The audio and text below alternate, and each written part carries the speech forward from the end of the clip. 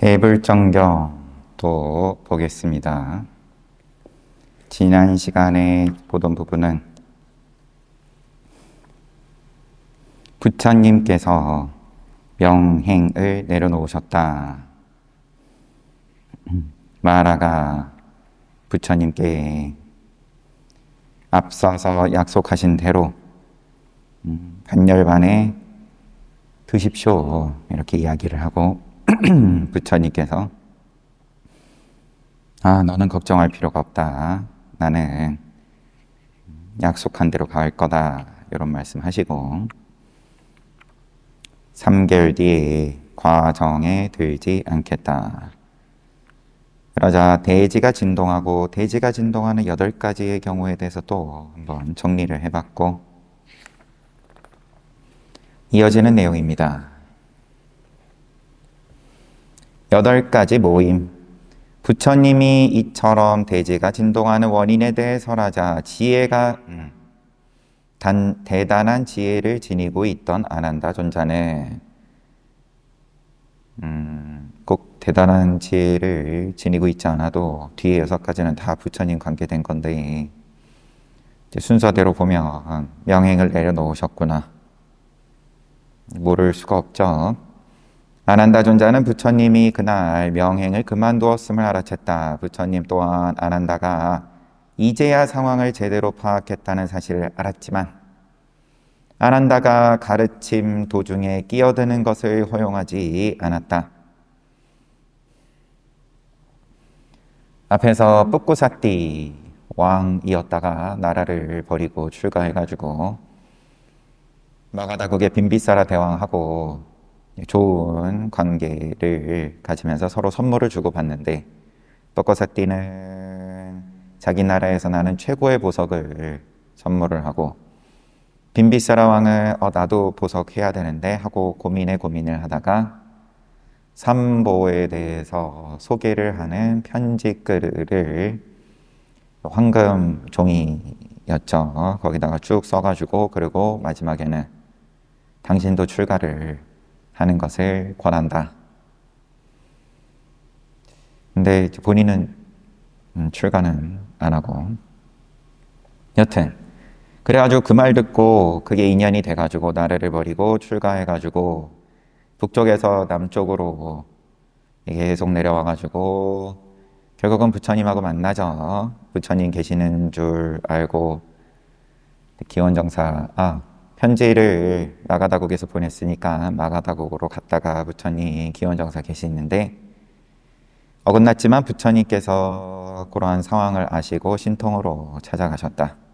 그리고 운막에서 주고받는 가운데에서 당신은 누구를 스승으로 출가하셨습니까? 이런 질문을 서로 주고받는데 뿌꾸사띠는 나는 곧다마 부처님을 스승으로 모시고 출가했다. 만난 적이 있습니까? 만난 적이 없습니다. 보면은 알아볼 수 있을 것 같습니까? 그때 알아볼 수 없을 것 같다고 그랬죠, 아마. 알아볼 수 없을 것 같다. 부처님께서 지금 이제 수명이 얼마 안 남은 걸 알고 이렇게 찾아간 거였죠. 오랜 시간 동안 너무 먼 거리를 여행을 하느라고 기력이 다해가지고 그래가지고 부처님께서 도와 과에 이제 지혜에 이르는 길을 순차적으로 말씀을 하시는 중간에 뿌꾸사띠는 알아차리죠.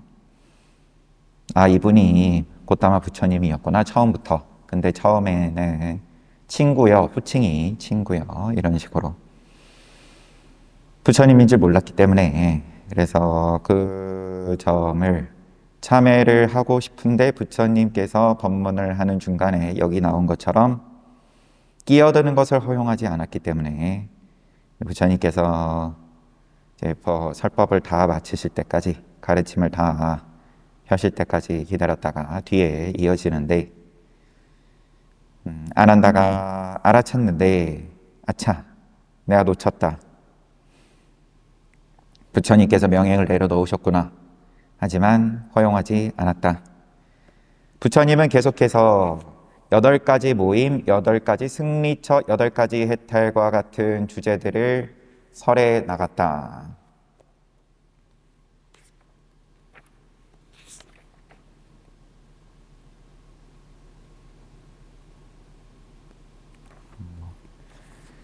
아난다야, 모임에는 8가지가 있느니라. 이제 부처님께서 명행을 내려놓고 갑자기 이런 모임의 이야기, 또 승리처, 해탈은 이야기가 이어질 수 있는 내용인데 8가지 모임, 8가지 승리처 이런 주제들을 설한 것에 대해서 지금 주석이 이제 어떤 주석가들은 부처님이 이처럼 행한 까닭을 다음처럼 설명한다. 즉 명행을 버렸다는 사실이 표면적인 주제로 떠오르면 아난다는 크게 상심할 것이므로 그것을 방지하기 위해서 죽음이 아닌 새로운 주제를 계속 언급했던 것이다.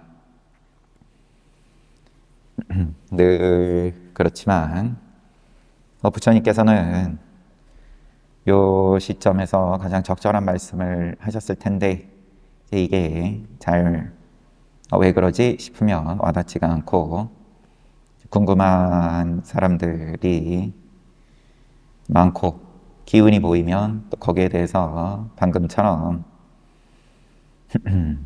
또 주석도 달리고 아난다야 모임에는 8가지가 있느니라. 왕족의 모임, 바라문의 모임, 거사의 모임, 수행자의 모임, 사천왕, 사대천왕,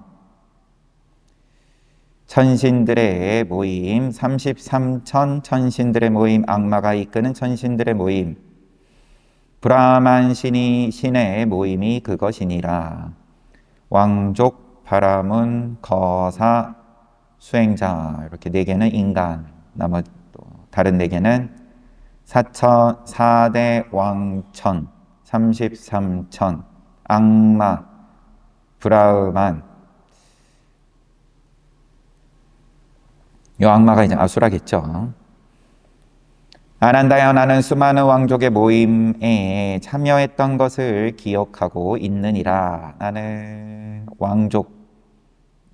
수많은 왕족 모임에 참여했던 것을 29에 출가하셨으니까 그 전에 이미 많은 모임을 가졌다. 나는 과거에 그들과 함께 모였고 함께 이야기를 나누었느니라. 그곳에서 나는 그들과 같은 용모를 지녔으며 그들과 같은 소리를 지녔노라. 나는 교법의 공덕에 대해 설했고 가르침대로 실천하도록 그들에게 권했으며, 이때는 이제 부처 되기 전이니까 이제 부처님의 가르침을 말하는 거 일려나요, 이 교법이.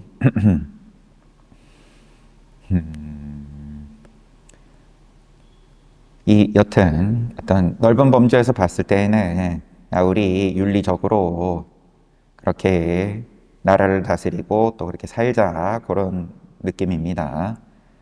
그렇게 실천하는 그들을 칭찬하며 기쁘게 했느니라. 그러나 내가 그처럼 설함에도 그들은 나를 알아보지 못했느니라. 나는 교법의 공덕에 대해 설했고 가르침대로 실천하도록 그들에게 권했으며 그렇게 실천하는 그들을 칭찬하여 기쁘게 한 뒤 사라졌느니라. 그러나 그들은 역시 사라진 나를 알아보지 못했느니라. 아난다야, 나는 수많은 바라문의 모임에 참여했던 것을 기억하고 있느니라. 나는 과거에 그들과 함께 모였고 함께 이야기를 나누었느니라. 그곳에서 나는 그들과 같은 용모를 지녔고 같은 소리를 지녔노라. 이제 똑같이 반복됩니다.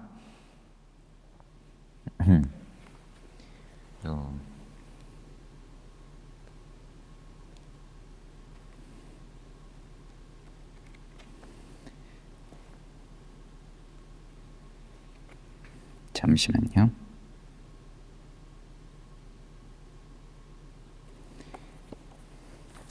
열반경이 글쎄 유달리 이렇게, 원래 근본 불교 경전들은 다 이렇게 하나도 빠짐없이 다 반복합니다. 어떤 단어 하나가 이제 다르더라도 그냥 뭐 비구에 대해서 쭉 얘기한 다음에 비구니도 이와 같다 그런 식으로 요약을 하지를 않죠. 그런데 지금 어쨌든 지금 지금 열반경 부분에 들어와 가지고는 따로 지금 편집을 한 민군 사야도께서도 뭔가 요약을 안 하고 있어요. 아니면 편집자가 다른가 싶어가지고 잠시 찾아봤습니다. 여튼 바라분의 모임에서도 똑같이 했다. 그런데 그들은 나를 알아보지 못했다. 이처럼 부처님은 왕족 바라문의 모임에 이어서 나머지 6가지 부류의 모임에 참여했던 이들을 아난다에게 말해 주었다. 부처님은 깨달음을 얻은 뒤 빈비사라 왕과 첫 번째 만남을 가졌다. 부처님에게는 그와 같은 왕족과의 모임이 다른 세계에서도 있었다. 주석을 잠시 또 보면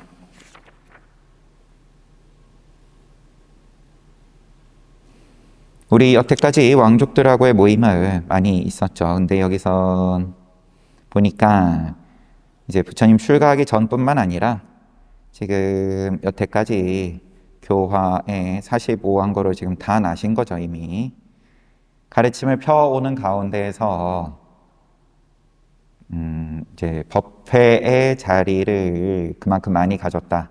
내가 왕족에게도 법을 많이 설하고 바라문에게도 설하고 거사, 수행자 또 이런저런 천신들에게 여태 법을 계속 설해왔다. 그런 말이었어요. 모임을 가졌다는 것이.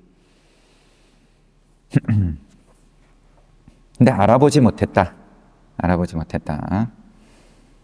지금 그게 요 내용의 포인트이니까 부처님은 깨달음을 얻은 뒤 빈비사라 왕과 첫 번째 만남을 가졌다. 그리고 빈비사라 왕은 또 그 자리에서 수다원과에 올랐고 부처님에게는 그와 같은 왕족과의 모임이 다른 세계에서도 있었다. 부처님이 그곳에서 나는 그들과 같은 용모를 지녔으며 라고 말한 것은 피부 빛깔이 아닌 형태적 생김새를 지적하는 것이다. 왜냐하면 왕족들은 갖가지 피부빛을 지니고 있었으니 나라가 이런저런 나라들을 많이 방문하셨으니까 그러면 피부 색깔이 다르고 인도 대륙은 지금도 다르죠. 남쪽이나 북쪽이랑 어떤 경우는 희고 어떤 경우는 검고 어떤 경우는 빈대처럼 검게 그을린 빛깔이었다. 생김새와 관련해 부처님은 어떤 특별한 형태도 취하지 않고 본연의 모습으로 있었다. 단지 보는 사람에 따라 달라졌는데 왕족은 부처님을 자신과 같은 왕족 중 한 명으로 간주했다. 주석이 많아요. 부처님은 잠부 파티를 길들일 때 왕족의 복장을 하고 있었거니와 그때 부처님이 보여주었던 전통적인 모습을 떠올리게 한다.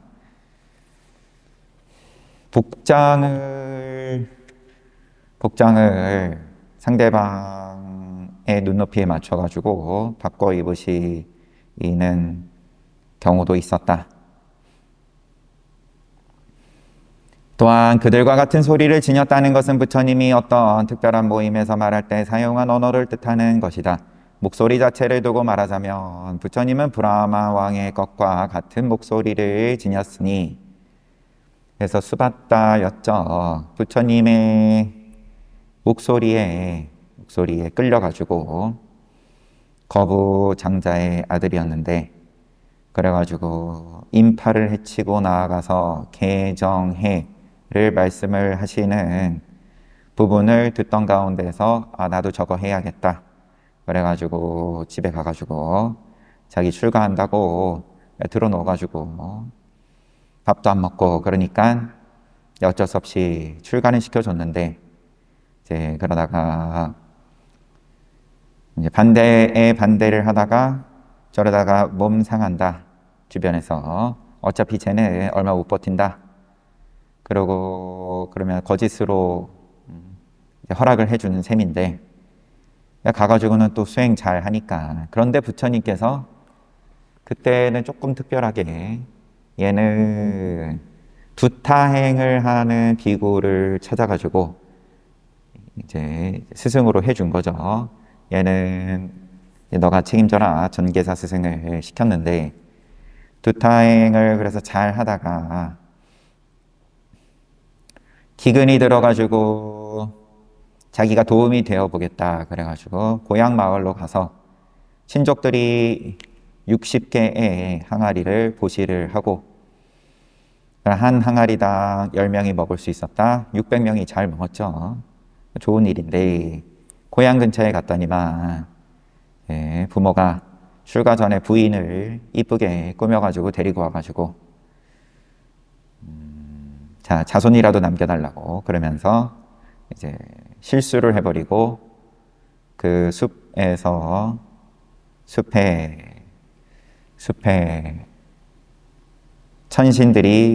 천신인지 목신들이 여튼 비명을 지르고 그 비명이 하늘까지 닿았다. 그래서 천상에까지 다 알게 되었다. 뭐 그러면서 처음으로 계율이 생겼다. 그 음행에 대한 계율이 그때 처음 생겼다. 그래서 부처님은 브라만 왕과 같은 목소리를 지녔으니 부처님의 목소리 얘기하다 보니 또 얘기가 빠졌어요. 8가지 경이로운 자질을 완전히 구비한 목소리였다. 부처님이 옥좌에 앉아 설법하고 있으면 청중들은 자신들의 왕이 달콤한 목소리로 이야기하고 있다고 생각할 것이다. 그러나 부처님이 설법을 끝내고 모임을 떠나면 그들은 진짜 왕을 보게 되고 그리하여 옥좌에 앉아 달콤한 목소리를 통해 마가다어로 법을 설한 자는 누구인가? 그는 천신인가 인간인가라며 의아해한다.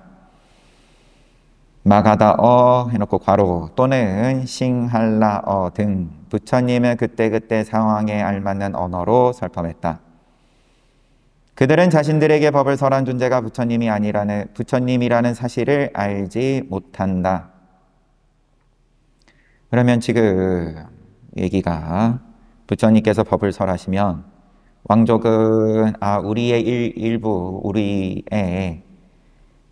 가운데 한 명이구나. 부처님이 부처님인 줄 모른다라기보다는 그만큼 친근하게 그렇게 다가온다는 걸로 보입니다.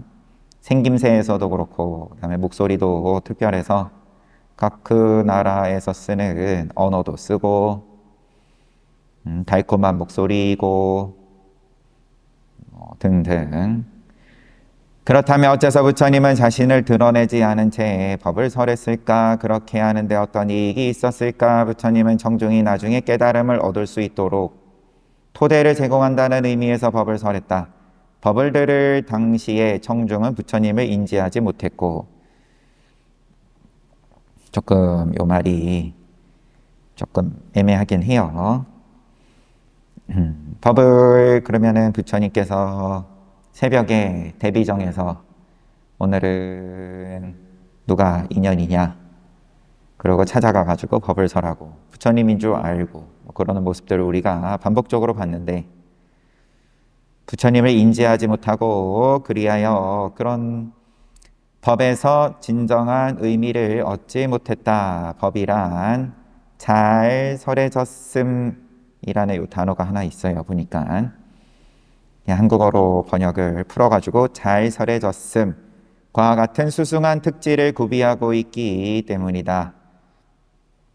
하지만 일단 그 법을 듣게 되면 그것이 미래의 도와 결과를 얻게 하는 깨달음을 위한 필요 조건으로 기여할 것이다.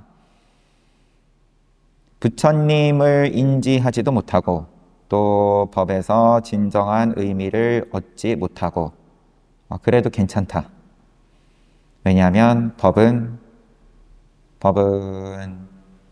잘 설해졌기 때문에 법은 잘못 설해진다 내지는 그냥 효과 없이 지나갔다 그런 경우가 없기 때문에 잘 설해졌다.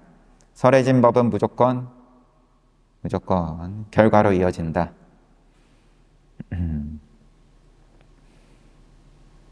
그래서 미래에 도와 결과를 얻게 하는 필요 조건으로 기여한다. 크나큰 바라문의 모임과 관련하여 부처님이 소나단다 또는 쿠타단타 등과 만났다는 예가 있다. 그와 마찬가지로 다른 세계에서 또한 비슷한 바라문의 모임이 있었음을 상상할 수 있다. 그렇다면 부처님의 어떤 이익이 있음을 보았기에 그러한 8가지 모임에서 법을 설하는가? 부처님은 자신에게 그 어떤 두려움도 없음을 보여주기 위해 8가지 모임에서 법을 설했다. 이는 부처님이 아난다에게 말하는 것을 통해서도 알 수 있다. 부처님은 8가지 모임에 대해 설한 뒤 계속해서 아난다야 열애는 그러한 8가지 모임에 나아감에 있어서 어떤 두려움도 없었느니라. 그런 열애가 홀로 온 악마를 두려워한다고 말할 수 있겠느냐. 지금 부처님께 열반에 빨리 드시라고 유혹을 한 그 마라를 내가 그게 두려워가지고 거기에 굴복해가지고 그러면 명행을 내려놨겠냐. 아난다야 열애는 어떤 두려움도 없이 정념과 정지를 갖춘 채 명행을 그만둔 것이니라.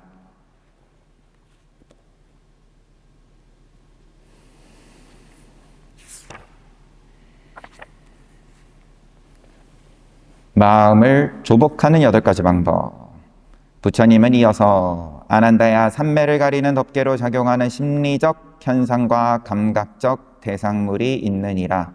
삼매를 가리는 덮개로 삼매를 가리는 그런 대상물이 있는데, 현상 또는 대상물이 있는데 그것들을 극복하는 8가지 방법이 있다. 개송으로 탁월한 정신적 능력과 지성을 갖추고 있는 사람이 자신의 몸에 있는 어떤 부분의 색깔에 대해 예비정 차원의 삼매를 얻느니라. 그런뒤 자신이 선택한 흠이 있거나 흠이 없는 바깥의 작은 형상들의 마음을 집중하느니라. 마음이 그 작은 형상에 맞추어지게 되면 그 형상을 조복하게 되어 안지정에 머물게 되느니라. 안지정에서 나온 뒤 그는 자신이 그 형상을 알고 보음을 인지하게 되느니라. 이것이 첫 번째 승리처의 선정이니라. 이렇게 8가지로 말씀을 하시는데 하나, 둘, 셋, 넷, 다.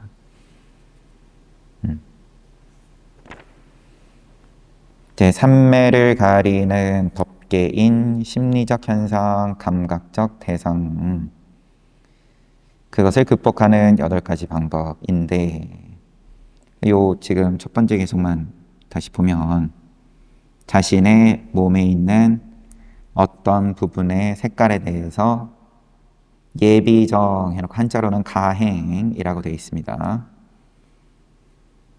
예비정 차원의 삼매를 얻는다. 다음 개성도 여기까지 똑같고,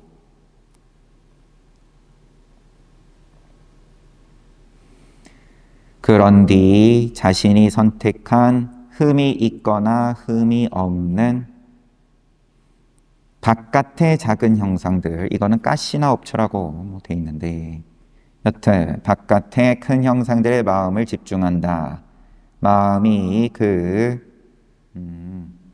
작은 형상에 맞추어지면 그 형상을 조복하고 안지정에 머문다. 안지정에서 나온 뒤 그 형상을 알고 보음을 인지한다. 스스로가. 이것이 첫 번째 승리처의 선정. 두 번째 개송은 작은 형상이 아니라 큰 형상에 맞추어지면 그 형상을 조복하게 되고 안지정에 머물고, 세 번째 개송은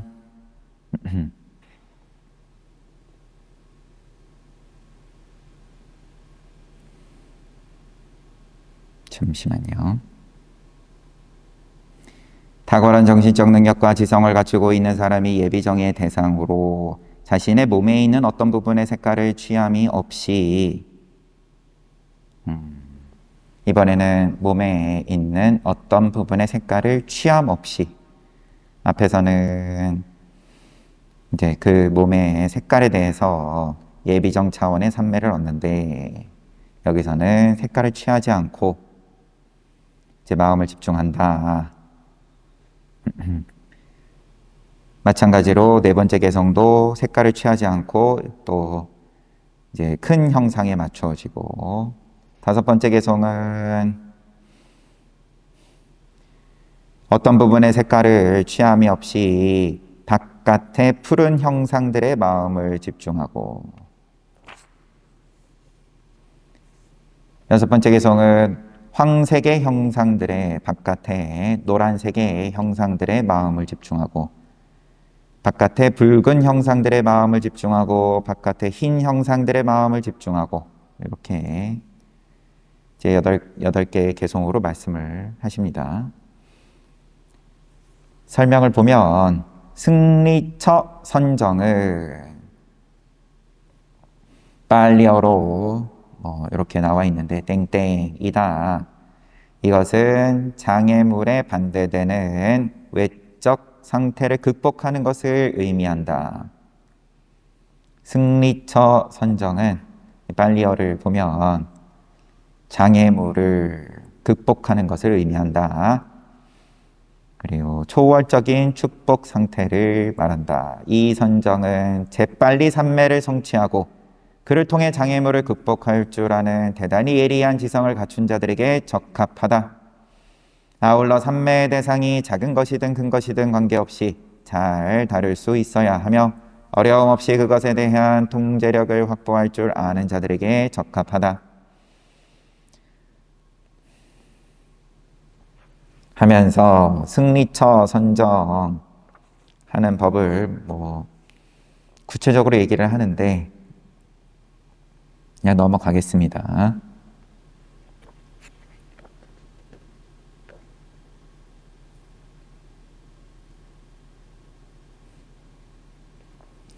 마지막 문단이 이 8가지 승리처 선정법은 부처님이 직접 경험한 것에 입각해 설한 것이다.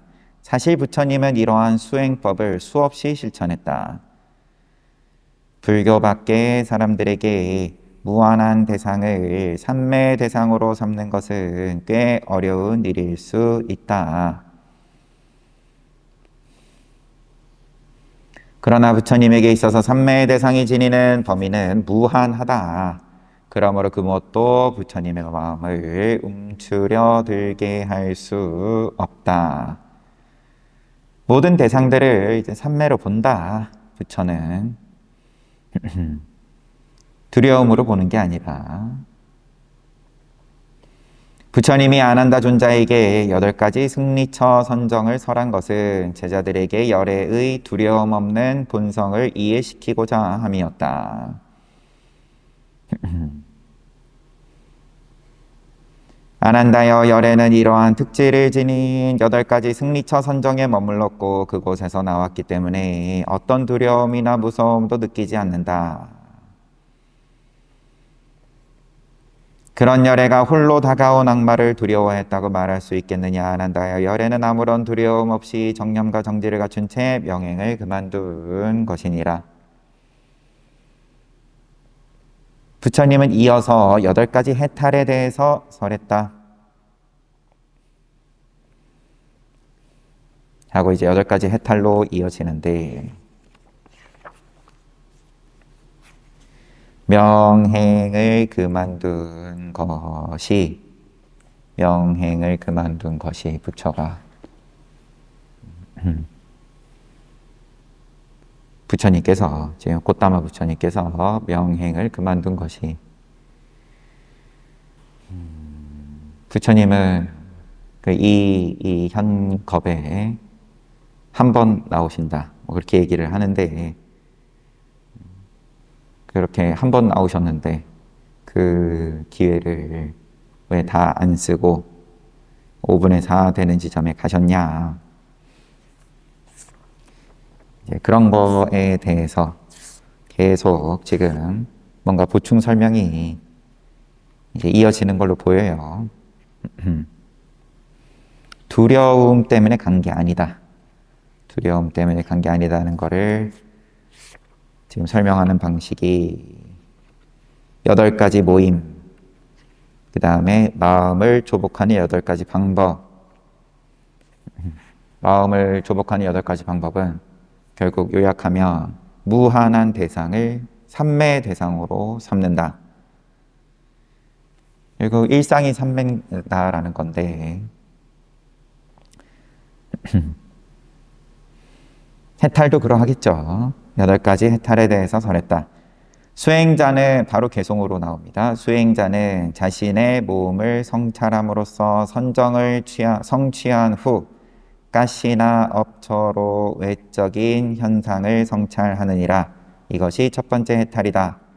수행자는 내적인 대상 곧 자신의 몸을 성찰하지 아니한 채 가시나 업처로 외적인 형상을 성찰하느니라.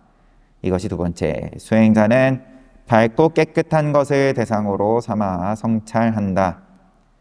이것이 세 번째 해탈이다. 수행자는 모든 경우에서 색의 생각들을 극복하고 감각과 감각의 대상들 사이에 접촉에서 생기는 걸림의 생각들을 없애고 다양성의 생각을 뜻하지 않아 허공은 가없다라고 성찰하고 허공은 끝이 없다는 것을 성찰하고 그 성찰의 대상에 대한 삼매를 성취하여 공무변처를 갖추어 지내느니라. 이것이 네 번째 해탈이다. 그럼 아직은 이게 무색계의 범주에 있는 그러한 지금 선정을 얘기하고 있어요. 삼매를. 수행자는 모든 경우에 공무변처를 극복하여 식별은 가없다라고 성찰하고 그 성찰의 대상에 대한 삼매를 성취하여 식무변처를 갖추어 지내느니라. 공무변처, 식무변처, 그 다음은 어떤 것도 없다라는 걸 성찰해서 무소유처를 갖추어 지낸다. 그 다음은 무소유처를 극복하고 미묘한 의식을 성찰하고 비비상처를 갖추어 지낸다. 이것을 극복하고 모든 생각과 느낌바의 소멸을 갖추어 지내느니라. 이것이 8번째 해탈이다.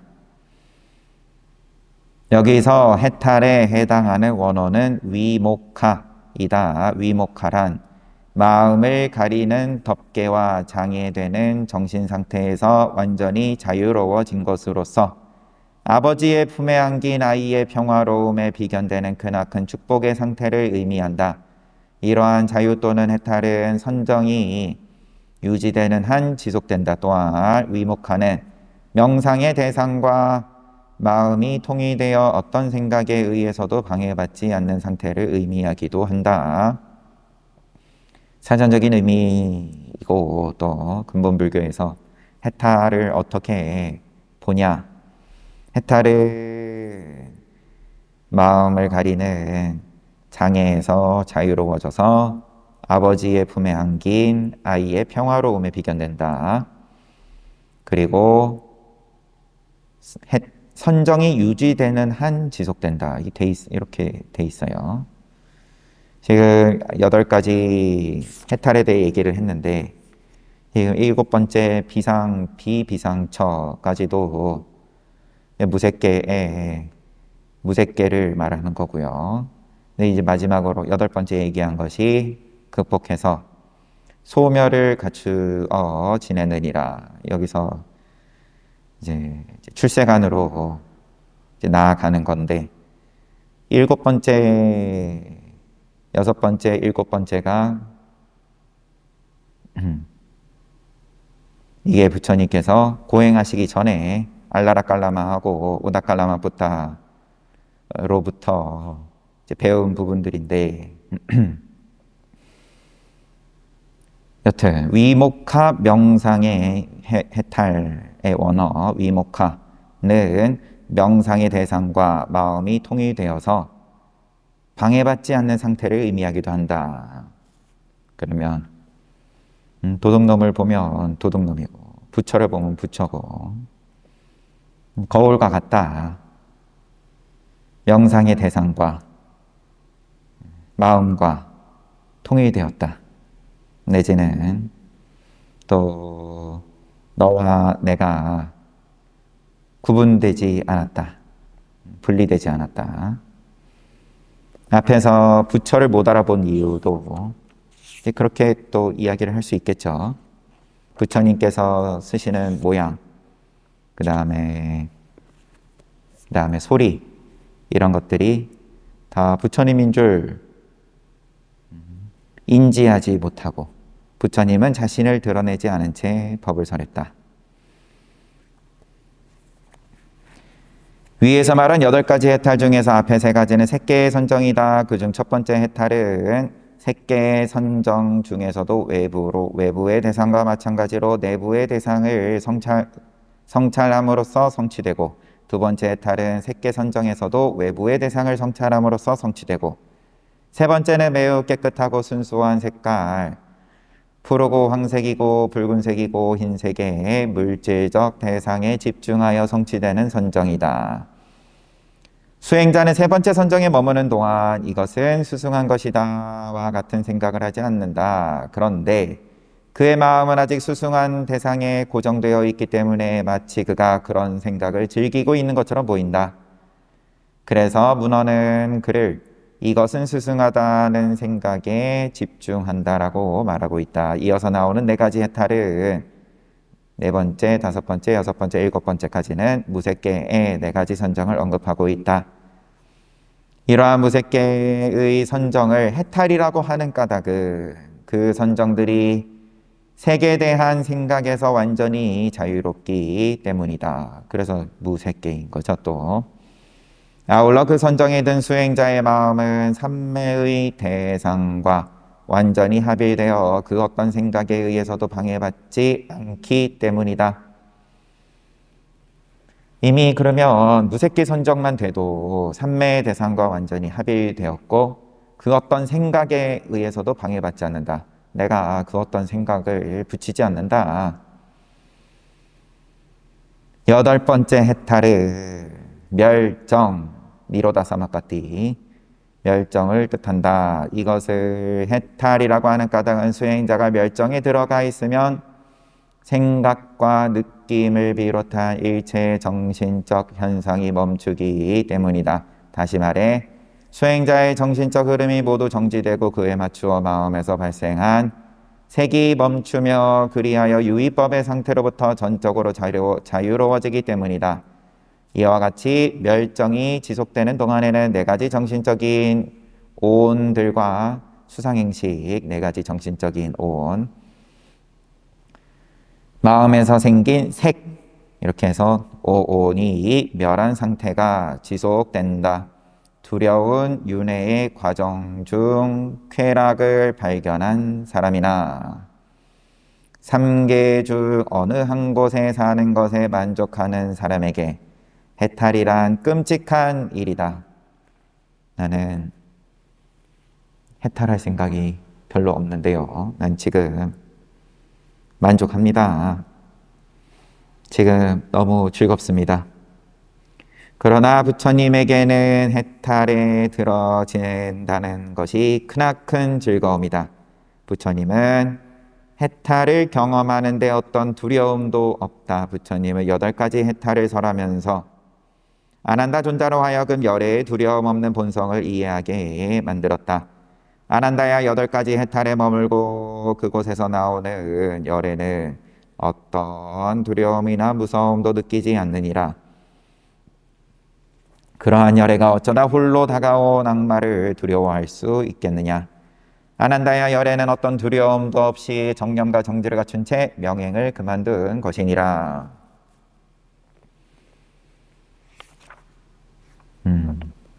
그러니까 중생은 해탈을 끔찍한 일로 여긴다, 두려워한다.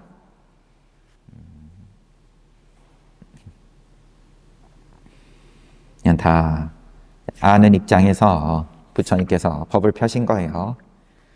해탈을 두려워하지 않는 특별한 인연을 새벽에 보시고 찾아가셨다.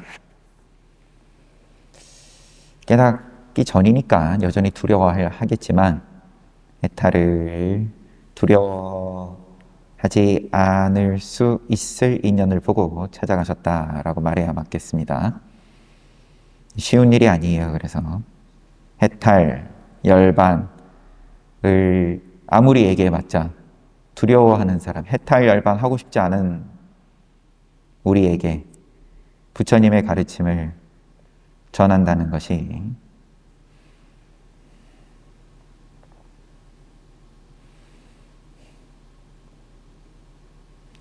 명행을 그만두는 것과 관련한 모든 이야기, 나머지 이야기를 그냥 한꺼번에 하시는 건지, 부처님은 계속해서 아난다에게 말할 기회를 주지 않은 채 가르침을 베풀었다. 아난다야, 깨달음을 획득한 후 얼마 되지 않았을 때 나는 우르웰라 숲의 네란자라 강둑 가까이에 있는 목동들의 반얀나무 아래에서 머물렀다.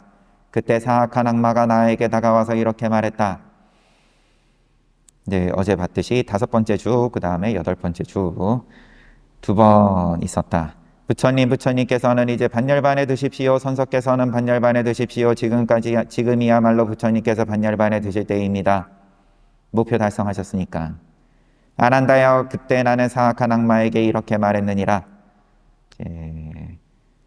악마야, 비구 제자들이 교설에 정통하지 못하고 사막의 가르침을 잘 연마하지 못하고 올바른 행위를 하는 데 있어서 스스로 확신하지 못하고 광대한 지식을 구비하지 못하고 가르침을 기억하지 못하고 출세간으로 인도하는 가르침에 입각해 실천하지 못하고 정명과 같은 온당한 실천법을 채택하지 못하고 수행 생활에 정착하지 못하고 스승에게 배운 것을 남에게 설하고 가르치고 시설하고 세우고 연설하며 분석하고 명백하게 설명하지 못하고 논쟁이 일어날 경우 정당한 근거에 입각해 외도의 교리를 철저히 논파하지 못하고 경이로운 가르침을 연설하지 못한다면 나는 반열반에 들지 않을 것이니라. 비구니 제자들이 남자 제가 제자, 여자 제가 제자들이 이러할 때 나는 반열반에 들지 않을 것이니라. 나의 청정한 수행법이 번창하지 않고 풍부해지지 않고 확대되지 않고 많은 사람이 지니지 않고 늘어나지 않고 천신과 인간에 이르기까지 잘 전달되어 정돈되지 않는다면 나는 결코 반열반에 들지 않을 것이니라. 아난다야, 그 사악한 악마가 오늘 바로 이 차팔라 사당으로 나를 찾아와 다시 이렇게 말했다. 부처님께서는 이제 반열반에 드십시오. 선석께서는 반열반에 드십시오. 지금이야말로 부처님께서 반열반에 드실 때입니다. 부처님께서는 이전에 저에게 이렇게 말씀하셨습니다 하면서 앞에 말씀 쭉 하고 이 악마가 부처님께서는 이전에 분명히 이렇게 말씀하셨습니다. 그런데 지금은 다 이루어졌습니다. 그러니 부처님께서 이제 반열반에 드십시오. 선석께서 반열반에 드십시오. 지금이야말로 부처님께서 반열반에 드실 때입니다. 아난다야, 그 말을 듣고 나는 이렇게 말했다. 사악한 자여, 걱정하지 마라. 열의 반열반은 머지않아 다가올 것인즉 지금부터 3개월 뒤 열에는 반열반에 들 것이니라. 아난다야, 오늘 이 차팔라 사당에서 열에는 정념 정대를 갖춘 채 지금부터 3개월 동안 명행을 그만두기로 결정했느니라. 3개월 동안, 그러니까 지금부터 명행을 그만두었다. 이와 같이 부처님은 명행을 그만두는 것과 관련해 말씀을 마쳤다. 그러고 이제 아난다의 간청으로 이어집니다.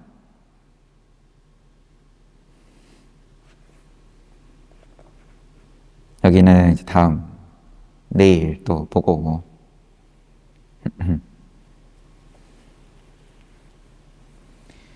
8가지 모임을 부처님께서 쭉 해오시면서 인간의 모임과 그 다음에 천신들의 인천하고만 모임을 가지셨어요. 부처님께서는. 인천의 스승이에요. 천인사. 근데 그때 부처님께서 모임을 가질 때, 그러면 거기에 동참한 대중들은 부처님을 이제 몸의 모양으로서는 다들 당연히 보기는 본 거고, 뭐 여기서 못 알아봤다라고 하면 부처님을 알아보려면 그러면은 부처님 돼봐야 부처를 알아보는 거니까 그런 정도로 정리를 하는 게 좋을 것 같고요. 그 다음에 소리로서도 그 말의 뜻을 그러면은 부처가 돼봐야 또 부처님의 경지를 온전히 다 양분을 100%다 흡수를 중생들은 못 해낸다. 그런 입장으로 이제 보면은 뭐 크게 어긋나지는 않을 것 같고요. 그런데 이게 이제 삼매의 대상과 통일되어 있다. 이미. 그리고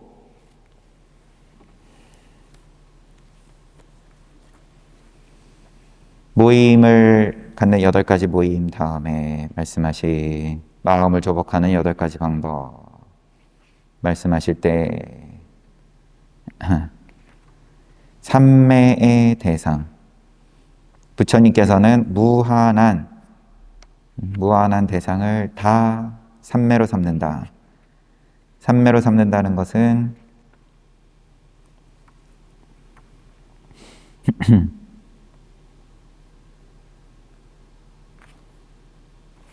잠시만요.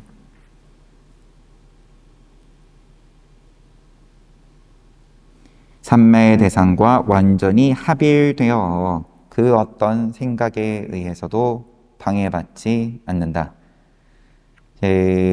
무색계 선정, 세간 선정이지만 무색계 선정만 돼도 이제 이렇다는 건데 삼매의 대상과 완전히 합일되어 늘 간극이 있으니까 나는 나의 입장이 있고 너는 너의 입장이 있고 간극이 있으니까 싸우게 돼 있는 거죠.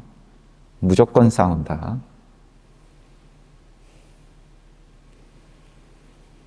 누가 뭐라고 물었지? 이제 젊은 직장인인 거죠.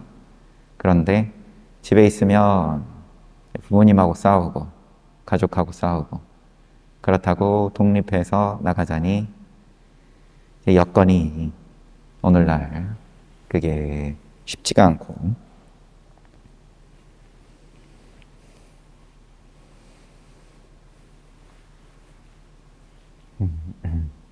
너와 내가 있으면은 무조건 싸운다. 지금 아니더라도 싸움은 예약이 돼 있다. 좋았다가 또 얼마든지 이제 끝나게 돼 있다. 그 사이가 좋고 하하호호 하던 분위기는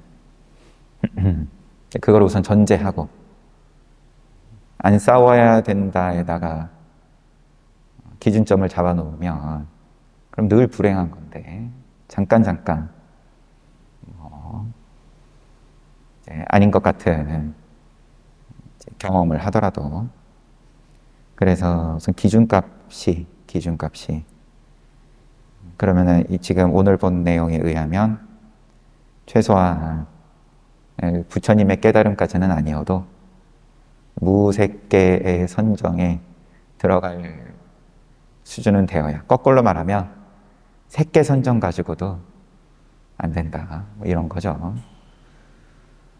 그러면 합일되어서 생각에 방해받지 않는다. 그런 해탈의 8가지를 말씀을 하시고 8개 아난다 존자에게 쭉 말씀하시고 그 마무리에서는 계속 그래서 열에는 두려움이 없다. 두려움.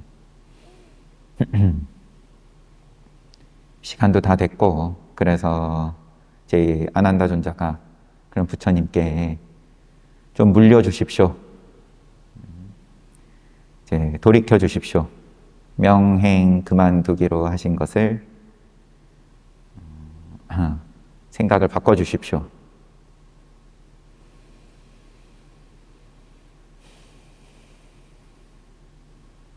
어떻게 진행이 될지는 다음 시간에 보도록 하고 쉬었다가 정진하겠습니다.